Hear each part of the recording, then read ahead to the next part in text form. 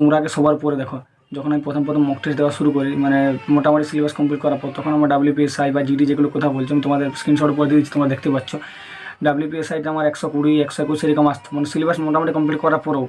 তারপর আমি recent WPSI result দিয়েছি, সেখানে আমার স্কোর আছে 166.50। তারপর তোমার স্ক্রিনশটগুলো দেখতে পাচ্ছ, ওইখানেও আমার 157, 58, 143 এরকম স্কোর আসতো। জিডিতে আমার সেম, যখন প্রথম প্রথম মক টেস্ট দিতাম তখন আমার 70, 75, 80, মানে সিলেবাস মোটামুটি কমপ্লিট করার পর, যেহেতু ওইখানে তোমার জিকেতে কারেন্ট অ্যাফেয়ার্স বেশি থাকতো, তারপরে হিন্দিটাও আমার অতটা হিন্দি আমি সেভাবে গ্রাহ্য দিয়ে পড়তাম না, 75, 80 এরকম আসতো সিলেবাস মোটামুটি কমপ্লিট করার পরে কথাটা বলছি। তারপর কীভাবে আমি প্রসেসটা আস্তে আস্তে বাড়িয়ে বাড়িয়ে আমার স্কোরটাকে 121 দেখতে পাচ্ছি, 120, 121 এরকম আমার স্কোর আসতো জিডিতে। আমার এক্সামও 120 হয়েছিল 2023-24 কথা বলছি। আর ডাব্লিউপি কনস্টেবলে যখন আমি প্রথম প্রথম মক টেস্ট দেওয়া শুরু করি, একদম প্রথম, মানে আমি কী করছিলাম, সিলেবাস কমপ্লিট না করে মক টেস্ট দেওয়া শুরু করেছিলাম।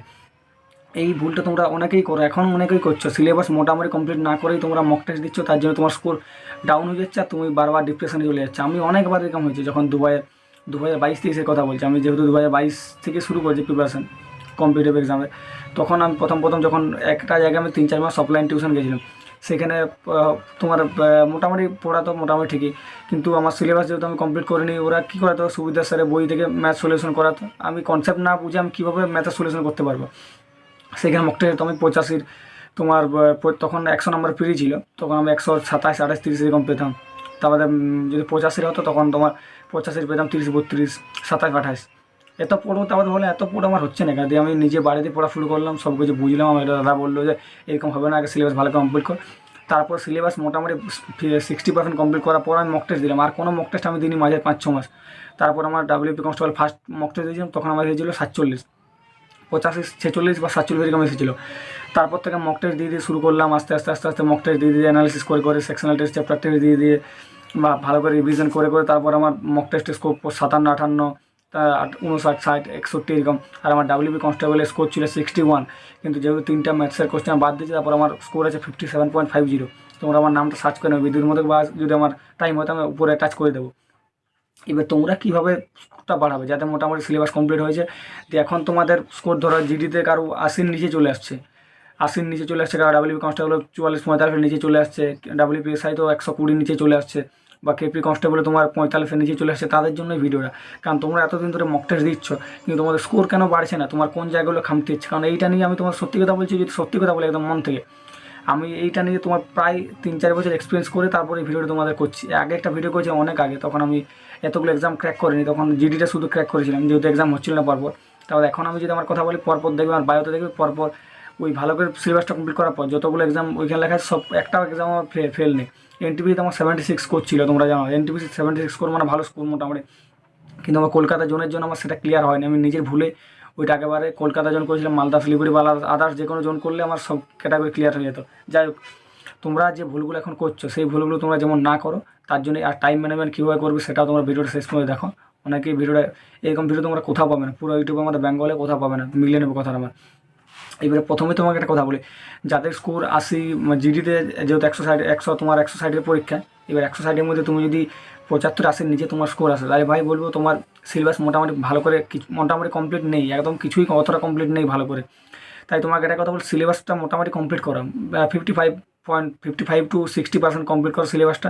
এবার ডাব্লিউ কনস্টেবলে যদি তোমার 44, 45 যদি 44-এর নিচে আসে, এবার তোমার যদি আলাদা কোনো কাস্ট সার্টিফিকেট থাকে, যদি ভাবো যে আমি করে নেবো তাহলে আলাদা, কিন্তু তোমার যদি 43, 44-এর নিচে স্কোর আসছে, তাহলে জানবে আমার সিলেবাস অতটা কমপ্লিট নেই তোমার। আর ডাব্লিউবিএসআই এর প্রির কথা যদি বলি, সেখানে তোমার যদি 120 নিচে স্কোর আসছে, 115, 20 নিচে, তাহলে তোমার অতটা কমপ্লিট নেই। আর কেপি কনস্টেবলের ক্ষেত্রে 45, 46 নিচে আলে তোমার অতটা সিলেবাস কমপ্লিট নেই। তাহলে তোমাকে একটাই কথা বলে, তুমি সিলেবাসটা ভালো করে কমপ্লিট করো। এবার কীভাবে কমপ্লিট করবো তোমাদের বলছি। সব সিলেবাসটা কমপ্লিট বলতে তুমি মোটামুটি 60% যদি সিলেবাসটা তুমি কমপ্লিট করতে যাও, আমি যেটা করেছিলাম প্রথম আমি নিজের কথা যদি বলি, প্রথম আমি এরিথমেটিক যতগুলো চ্যাপ্টার আছে এরিথমেটিকের, মানে পাটিগণিতের সব কমপ্লিট করেছিলাম। এবার তুমি যদি ডাব্লিউপির কথা বলো, 25টা কোশ্চেনের মধ্যে 20+ দেখবে 19টা, 20টা, 21টা কোশ্চেন এরিথমেটিক থেকে। এবার তুমি যদি এরিথমেটিকটাকে পুরো জোর দাও ভালো করে, প্রথম একদম, তাহলে তুমি মোটামুটি তারপর এরিথমেটিকে শুরু করার পর যখন মক টেস্ট দেবে, আস্তে আস্তে দেখবে তুমি অ্যাডভান্স মতো তোমার ওই বর্গের তোগুলো আস্তে আস্তে করতে পারবে।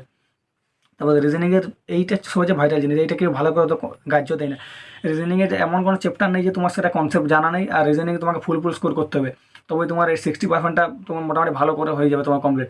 কারণ তুমি যদি ম্যাথে এখানে 18টা আর এখানে রিজনিংয়ে যদি 25 তুমি 20টা করতে 18-19টাই করতে পারো, আর ম্যাথেও 16টা, তাহলে তোমার এখানে 35-34 স্কোর হয়ে যাচ্ছে 50-এ।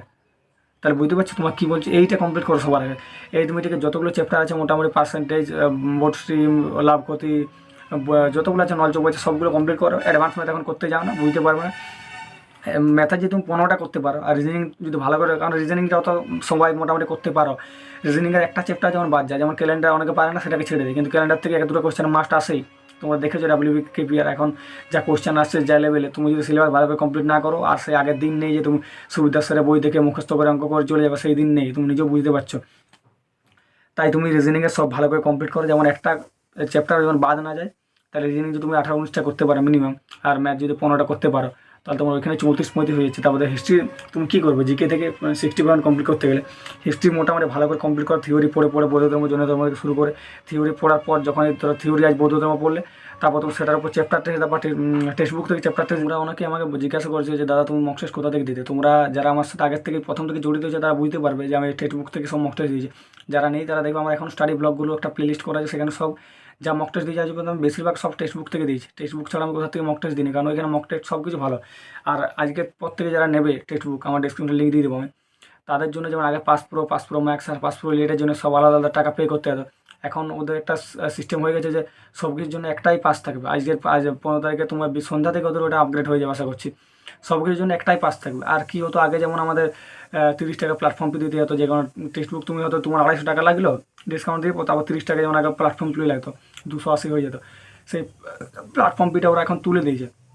আর যারা এক্সিস্টিং ইউজার আছে আগের থেকে, মানে যাদের পাস প্রো বা যে কোনো কিছু আছে, তাদের ওটা এই অটোমেটিক্যালি পাসে অ্যাক্টিভ হয়ে যাবে, তোমাদের ওটা কোনো চাপ নেওয়ার কোনো প্রয়োজন নেই। আর এখন কী হবে, তোমার একটা সিঙ্গেল তুমি পাসে সব কিছু পেয়ে যাবে, এমন কিছু নেই যেটা টেক্সট বুকে নেই। তুমি যা র্যাঙ্কার্স প্র্যাকটিস যা যা পিডিএফ নোটস বা যা তুমি sectional chapter test previous year PDF সব একটা ইয়াই পেয়ে যাবে। আর এখন কী হয়েছে, যেমন তোমার বলে দিলাম যে আগে প্ল্যাটফর্ম ফি 30 টাকা, তোমার ওইটা এক্সট্রা লাগতো, অনেকে ওইটা নেওয়া টেলিগ্রাম মেসেজ করতে 30 টাকা আবার এক্সট্রা আমাদের যোগ করতে হচ্ছে। সেইটা তোমাদের এখন লাগছে না 30 টাকা। তাই তোমরা টেক্সট বুক যাদের নেই, ডেসক্রিপশনে লিঙ্ক আছে, সেখান থেকে দিতে পারো মক টেস্ট। কারণ তোমাদের কাছে সবার কাছে আমার একটাই রিকোয়েস্ট, কেউ বিনা তোমার সিলেবাস মোটামুটি কমপ্লিট করার পর ফুল মক টেস্ট দাও না। কারণ এতে আমি নিজে দিয়ে দেখেছি, তোমাদের বললাম, তুমি নিজে এতে ডিপ্রেশনে যাবে, তোমার স্কোরও নিচে আসবে, কিচ্ছু কাজ হবে না।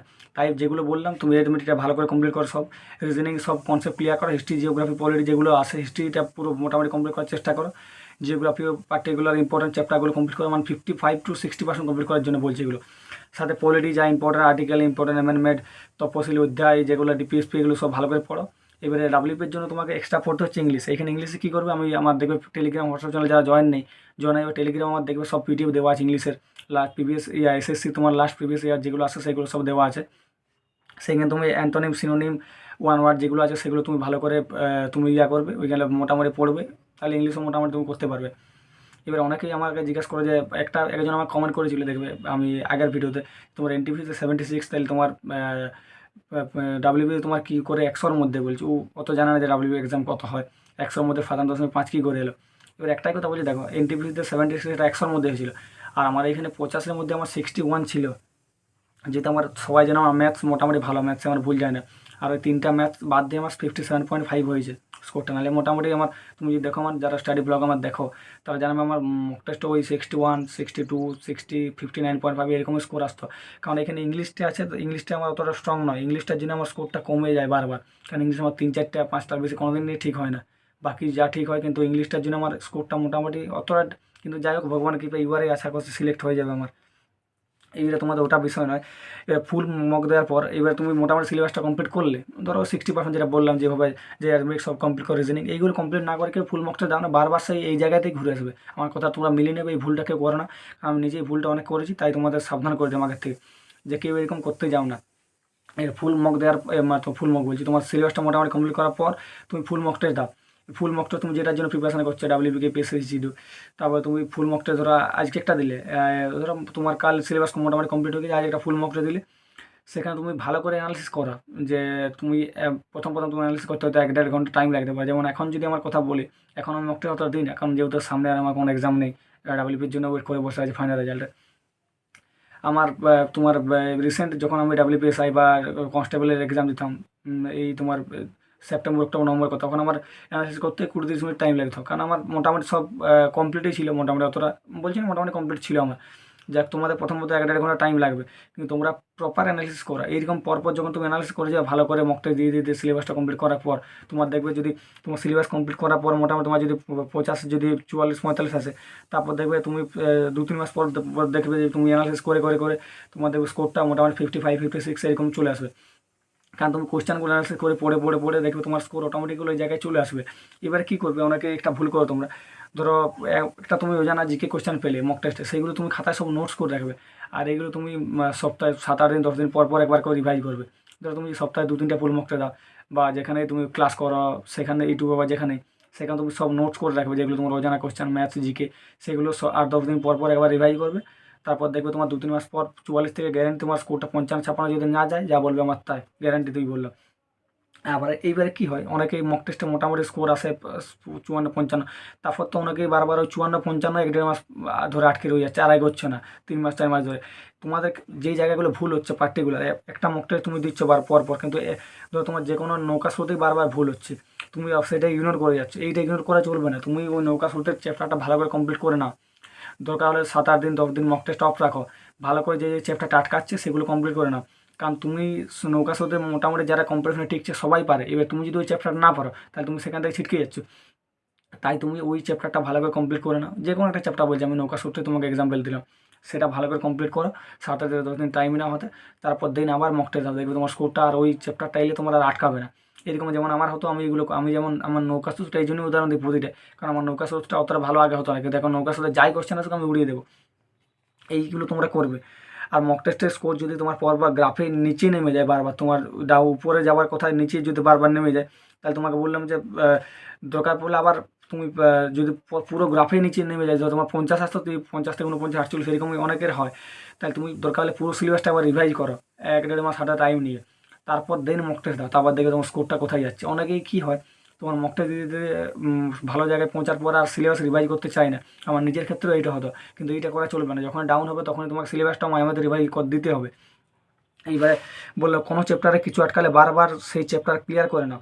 ম্যাথসের ক্ষেত্রে প্র্যাকটিস ক্লাস করে নাও ইউটিউবে, বা চ্যাপ্টার টেস্ট দিতে পারো টেক্সট বুক থেকে, টেক্সট বুক বললাম, বা তুমি ইউটিউবে যে স্যার পছন্দ লাগে সেই স্যার থেকে তুমি চ্যাপ্টার টেস্ট দিতে পারো। তো স্পিড, মক টেস্টের স্পিড বাড়াতে তোমরা কী করবে, অনেকে টাইম ম্যানেজমেন্ট করতে পারে না। টাইম ম্যানেজমেন্টের একটা সবচেয়ে প্রবলেম হচ্ছে তোমরা প্রতিনিয়ত ম্যাথস রিজনিং প্র্যাকটিস করো না। এর ম্যাথ রিজনিং তোমরা কোথা থেকে প্র্যাকটিস করবে? আমি বললাম যে তোমরা টেক্সট বুক থেকে যাদের সিলেবাস মোটামুটি কমপ্লিট হয়ে যায়, প্রতিদিন একটা করে রিজনিংয়ের, প্রতিদিন একটা করে ম্যাথসের সেকশনাল টেস্ট দাও। আমি নিজে এখনও প্রতিনিয়ত দিয়ে যাই আমার স্পিড ঠিক রাখার জন্য, ক্যালকুলেশন, এইটা থেকে তোমার ক্যালকুলেশন ঠিক হবে, স্পিড ঠিক হবে, তোমার এক্সাম হলে দেখা মাত্র তোমার মাথায় চলে যাবে যে না এটা এরকমভাবে হবে। তোমরা কথাটা আমার মিলিয়ে নেবে, যারা জানে তারা এটা কমেন্টটা করবে। এবার প্রতিনিয়ত একটা করে সেকশনাল টেস্ট দেবে, ম্যাথসের একটা, রিজনিং একটা, মিনিমাম প্রতিদিন দেবেই এইটা। একটা কত 20 মিনিট করে 40 মিনিট তোমার টাইম লাগে প্রতিদিন, এইটা পেছনে একটা করে দেবে, দেখবে তোমার তোমার দেখা মাত্র মাথায় চলে আসবে, অত টাইম আর লাগবে না, আর তোমার স্পিডটাও বাড়বে এটাতে। আর কোনো যদি ইজি চ্যাপ্টার তুমি না পারো, তো তোমার মক টেস্ট স্কোর মোটামুটি 55-56 আসে, বা কেপি কনস্টেবলে তোমার 57-58 মোটামুটি কাট অফ ক্লিয়ারের জায়গায় তুমি চলে এসেছো বা পেরিয়ে গেছো কাট অফ ক্লিয়ারের জায়গায়। তারপর তো তুমি যদি কোনো ইজি চ্যাপ্টার না পাচ্ছ, যেমন ক্যালেন্ডার অনেকেই পারে না, আর এই ক্যালেন্ডার বেশিরভাগ মানে যারা হয়তো অনেকেই পারে না আর অনেকেই পারে, এবার যদি অনেকেই পারে সেখানে তুমি কম্পিটিশনে টিকবে কী করে? তাই তোমাকে নিজেকেও সেইটা পারতে হবে, সেইটা মনে রাখবে যে কোনো ইজি চ্যাপ্টার আমার ছাড়া যাবে না। হয়তো তুমি অ্যাডভান্স ম্যাথের কোনো একটা ছেড়ে দিলে, বা তোমার হচ্ছে না সেটা, তুমি অনেক পরে তুমি পাচ্ছ সেটা ঠিক আছে, কিন্তু তুমি যদি কোনো ইজি চ্যাপ্টার ছেড়ে দাও সেটা ছাড়া চলবে না একদম। কারণ যেটা সবাই পারে সেটা তোমাকেও পারতে হবে। কোনো একটা ডিফিকাল্ট চ্যাপ্টার তুমি পাচ্ছ না সেটা আলাদা, কিন্তু যেটা সবাই পারে সেটা তোমাকেও পারতে হবে, মানে কম্পিটিশনে টিকতে গেলে ওইটা হচ্ছে মেন ব্যাপার। এবারে আমার তোমাকে বললাম যে মক টেস্টে প্রথম আমি বললাম যে আমি ওই ভুলগুলো করেছিলাম, যে সিলেবাস কমপ্লিট না করে মক টেস্ট দেওয়ার 25-27 এরকম 30 আসতো। তারপর 5-6 মাস আমি সিলেবাস মোটামুটি কমপ্লিট করার পর কোনো মক টেস্ট মাঝে দিই, শুধু চ্যাপ্টার টেস্ট দিতাম, যে চ্যাপ্টার ট্রাই করতাম সেই চ্যাপ্টারের উপর চ্যাপ্টার টেস্ট দিতাম, টেক্সট বুকে বা বই থেকে তোমরা দিতে পারো, সেটা আমি বলছি না। তারপর আমি যখন মক টেস্ট দিলাম 5-6 মাস পর, তারপরে আমার জিডিতে প্রথম মক টেস্ট স্কোর হয়েছিল ওই বললাম যে 78 বা 80 এরকম হয়েছিল। তারপর আস্তে আস্তে আস্তে আস্তে 121 এসেছিলো আমার হাইয়েস্ট। আমি সত্যি কথা বলছি, কারণ 2024 হয়েছিল, ফেব্রুয়ারিতে হয়েছিল জিডি এক্সাম আমার। 2024-এর আমি ফেব্রুয়ারি তোমার ওই আমার 26 তারিখে এক্সাম ছিল, আমি মক টেস্টটা দিয়েছিলাম 16 তারিখে আমার লাস্ট হয়েছিল 121 হাইয়েস্ট। তোমাদের আমি মিথ্যা কথা বলছি না, আগে আমার 107, 8, 10, 11, 105, একবার করে 98, 96 চলে আসতো। তারপর 121 আর এক্সামও আমার 120 এসেছিল 2023-24। তারপরে পরপর আবার মক টেস্ট দিয়ে দিয়ে সেকশনাল টেস্ট চ্যাপ্টার টেস্ট দিয়ে দিয়ে ইউটিউবে ক্লাস করে করে তারপর আর মক টেস্টে মোটামুটি ভালো জায়গা আছে।